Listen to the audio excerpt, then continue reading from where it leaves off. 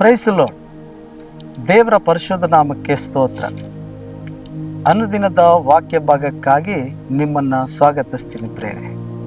ಬನ್ನಿ ದೇವರ ವಾಕ್ಯನ ಓದಿಕೊಳ್ಳೋಣ. ಪ್ರಕಟಣೆ 22ನೇ ಅಧ್ಯಾಯ 14ನೇ ವಚನ. ತಮ್ಮ ನಿಲುವಂಗಿಗಳನ್ನು ತೊಳ್ಕೊಂಡವರು ಧನ್ಯರು, ಅವರಿಗೆ ಜೀವವೃಕ್ಷದ ಹಕ್ಕು ಇರುವುದು. ಅವರು ಬಾಗಿಲುಗಳಿಂದ ಆ ಪಟ್ಟಣದೊಳಗೆ ಸೇರುವರು. ಪ್ರೇರೆ, ಯೇಸುಸ್ವಾಮಿ ಹೇಳ್ತಿದ್ದಾರೆ, ಯಾರು ಧನ್ಯರು ಎಂಬುದಾಗಿ ನೋಡುವಾಗ, ಯಜ್ಞದ ಕುರಿಯಾದಾತನ ರಕ್ತದಿಂದ ತಮ್ಮ ನಿಲುವಂಗಿಗಳನ್ನು ತೊಳಕೊಂಡವರು ಧನ್ಯರಂತೆ. ಹಾಗಾದರೆ ಪ್ರೇರೆ, ಯೇಸು ಕ್ರಿಸ್ತನ ರಕ್ತದಿಂದ ಮಾತ್ರ ನಾವು ನೀತಿವಂತರಾಗಲಿಕ್ಕೆ ಸಾಧ್ಯ. ನಮ್ಮೆಲ್ಲ ಅನೀತಿಗಳು, ಪಾಪಗಳು ಎಲ್ಲವನ್ನು ನಮ್ಮ ತೊಳೆದು ತಂದೆಯ ರಾಜ್ಯದಲ್ಲಿ ಸೇರಿಸುವಂಥದ್ದು, ತಂದೆಯ ಮುಂದೆ ಸಮಾಧಾನವಾಗಿ ನಿಲ್ಲಿಸುವಂಥದ್ದು ಯೇಸು ಕ್ರಿಸ್ತನ ರಕ್ತ ಮಾತ್ರ. ನೋಡಿ, ದೇವರ ವಾಕ್ಯ ಏನು ಹೇಳ್ತಿದೆ ಅಂತಂದರೆ, ತಮ್ಮ ನಿಲುವಂಗಿಗಳನ್ನು ತೊಳ್ಕೊಂಡವರು ಧನ್ಯರು ಎಂಬುದಾಗಿ ಸ್ವಾಮಿ ಹೇಳ್ತಿದ್ದಾನೆ ಪ್ರೇರೆ. ಹಾಗಾದರೆ ಯಾವುದರಿಂದ ನಾವು ತೊಳ್ಕೊಳ್ಬೇಕು? ಯಾವುದರಿಂದ ನಾವು ನಮ್ಮ ನಿಲುವಂಗಿಗಳನ್ನು ತೊಳ್ಕೊಳ್ಳೋಕ್ಕೆ ಸಾಧ್ಯ? ಯಾವ ಅಗಸನ ಬಳಿಯಲ್ಲಿ ಕೊಟ್ಟರೂ ಕೂಡ ಅಷ್ಟು ಶುದ್ಧವಾಗಿ, ಅಷ್ಟು ಬೆಳ್ಳಗಾಗಿ ನಮ್ಮ ನಿಲುವಂಗಿಗಳನ್ನ ಶುದ್ಧಿ ಮಾಡಿಕೊಡ್ಲಿಕ್ಕೆ ಸಾಧ್ಯವಿಲ್ಲ ಪ್ರೇರೆ. ಹಾಗಾದರೆ ನಮ್ಮ ಮನಸ್ಸಿನ ಮೇಲೆ, ಅಂದರೆ ನಾವು ನಮ್ಮ ಆತ್ಮಿಕ ಜೀವಿತದಲ್ಲಿ ನಾವು ಧರಿಸಿಕೊಳ್ಳಬೇಕಾಗಿರೋದು ಯೇಸು ಕ್ರಿಸ್ತನು ಶಿಲುಬೆ ಮೇಲೆ ಪ್ರಾಣ ಕೊಟ್ಟು ನಮಗೆ ಕೊಟ್ಟಂಥ ನೀತಿಯ ನಿಲುವಂಗಿಯನ್ನು ನಾವು ಧರಿಸಿಕೊಳ್ಳೋರಾಗಿರಬೇಕು ಪ್ರೇರೆ. ಮತ್ತು ನಮ್ಮ ವಸ್ತ್ರಗಳನ್ನು ಅಂತ ಹೇಳುವಾಗ ನಮ್ಮ ಮನಸ್ಸುಗಳನ್ನು ಮೈಲಿಗೆ ಮಾಡಿಕೊಳ್ಳದೆ, ಕಲೆ ಮಾಡಿಕೊಳ್ಳದೆ ನಾವು ಪರಿಶುದ್ಧವಾದ ಜೀವಿತವನ್ನು ಜೀವಿಸಬೇಕು ಎಂಬುದಾಗಿ ದೇವರಲ್ಲಿ ಹೇಳುವುದನ್ನು ನಾವು ನೋಡ್ತಾ ಇದ್ವಿ ಪ್ರೇರೆ. ಹಾಗಾದರೆ ನಮ್ಮ ಮನಸ್ಸು ಯಾವುದರಲ್ಲೂ ಒಂದು ಕಲೆಯಾಗಿದೆ, ನಾವು ಯಾವುದೋ ಒಂದು ಪಾಪದ ಮೇಲೆ, ಯಾವುದೋ ಒಂದು ಕೆಟ್ಟತನದ ಮೇಲೆ ನಾವು ಮನಸ್ಸಿಟ್ಟವರಾಗಿದ್ದರೆ, ಯಾವುದಾದ್ರೂ ಒಂದು ಕೆಟ್ಟ ಕಾರ್ಯಗಳನ್ನು ಮಾರ್ಗದಲ್ಲಿ ನಾವು ಸೇರುವವರು, ಆ ಮಾರ್ಗದಲ್ಲಿ ನಡೆಯುವವರು ನಾವು ಆಗಿದ್ದರೆ ನಮ್ಮ ನಿಲುವಂಗಿ ಮೈಲಿಗೆ ಆಗ್ತದೆ ಪ್ರೇರೆ. ನಮ್ಮ ನಿಲುವಂಗಿ ಅದು ಪಾಪದಿಂದ ಕಲೆ ಆಗುವಂಥದ್ದಾಗಿದೆ.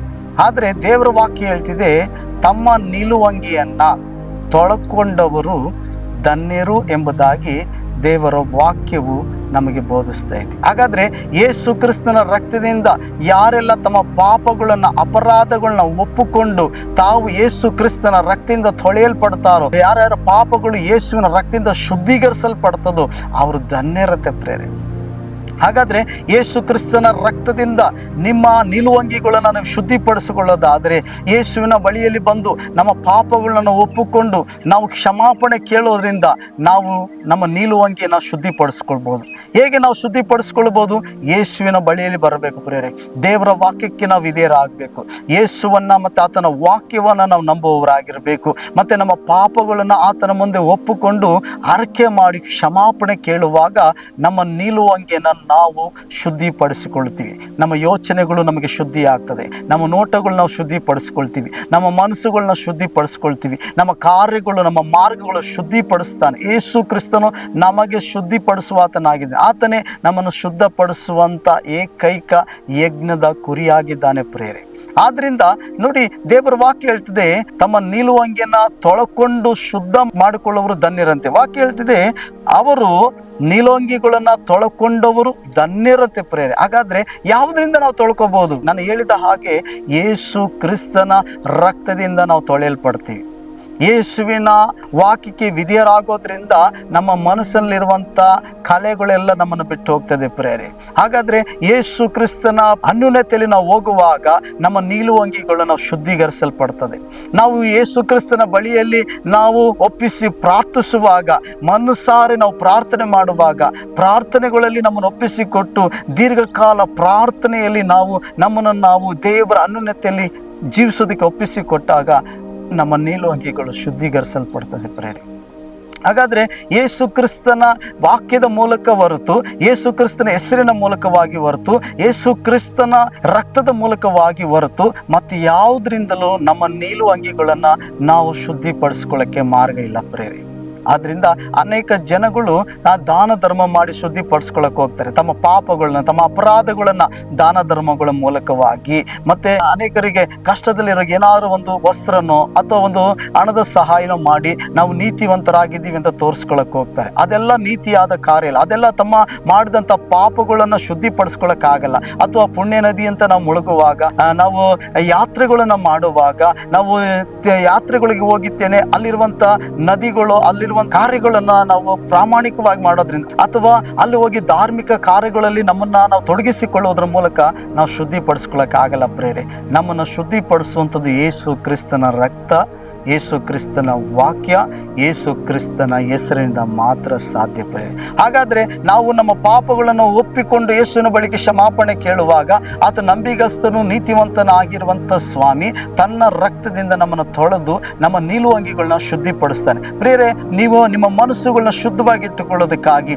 ಶುದ್ಧವಾದ ಜೀವಿತವನ್ನು ಜೀವಿಸುವುದಕ್ಕಾಗಿ, ಪರಿಶುದ್ಧರ ಮಾರ್ಗದಲ್ಲಿ ನಡೆಯುವುದಕ್ಕಾಗಿ ನೀವು ಯೇಸುವಿಗಾಗಿ ನಿಮ್ಮ ಜೀವಿತವನ್ನು ಒಪ್ಪಿಸಿಕೊಡೋದಾದರೆ ಆತನ ರಕ್ತದಿಂದ ನನ್ನ ನಿಲುವಂಗಿಗಳು ಶುದ್ಧೀಕರಿಸಲ್ಪಡುತ್ತೆ. ಹಾಗಾದರೆ ನಾವು ಒಪ್ಪಿಸಿಕೊಡೋಣ ನಮ್ಮ ಜೀವಿತವನ್ನು. ಬನ್ನಿ ದೇವರಿಗೆ ನಾವು ಒಪ್ಪಿಸಿಕೊಡೋಣ.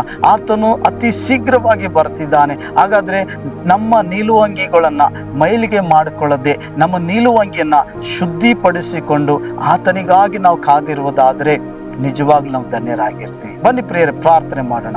ಪ್ರೀತಿಯುಳ್ಳ ಪರಲೋಕ ತಂದೆ, ತನ್ನ ನಿಲುವಂಗಿಗಳನ್ನ ತೊಳೆಕೊಂಡು ಶುದ್ಧಪಡಿಸಿಕೊಂಡವನು ಧನ್ಯನು ಎಂಬುದಾಗಿ ಹೇಳಿದ್ದಿ. ಯೇಸುವೆ, ಈ ಲೋಕದಲ್ಲಿ ಯಾವ ಕಾರ್ಯಗಳಿಂದಲೂ ನಾವು ಶುದ್ಧೀಕರಿಸಲ್ಪಡಲಿಕ್ಕೆ ಸಾಧ್ಯ ಇಲ್ಲ.